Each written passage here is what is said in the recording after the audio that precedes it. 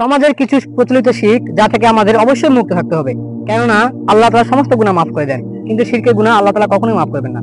এই শিরকের মধ্যে প্রথমটি হলো তাবিজের উপর ভরসা, কেননা যে ব্যক্তি তাবিজ গলায় ঝোলায় আল্লাহ তাআলা সেই তাবিজের উপরেই তাকে নির্ভরশীল বানায়। 2, পীরকে ডাকা। অনেকেই বলে, হে পীর সাহেব, আমি তো বিপদে পড়ে আছি, আপনি আমাকে বাঁচান, অথচ সৃষ্টির কোনো কিছুই কাউকে বাঁচাতে পারে না। 3 হলো দুনিয়ার প্রতি ভালোবাসা।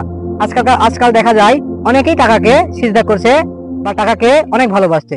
যে ব্যক্তি দুনিয়াকে রব বানায় সে ব্যক্তি শিরকে পতিত। ভাগ্যের কুসংস্কার, কেন অনেকেই বলে আজ শুক্রবার, আজ দিনটি অশুভ, অথচ দিন গণনা নক্ষত্র এগুলোর কোনো ক্ষমতা নেই, সবকিছু আল্লাহ তাআলার হুকুমেই হয়।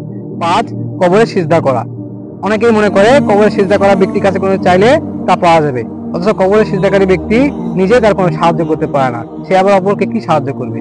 ভিডিওটি ভালো লাগলে অবশ্যই চ্যানেলটি সাবস্ক্রাইব এবং পেজটি ফলো করে দিবেন।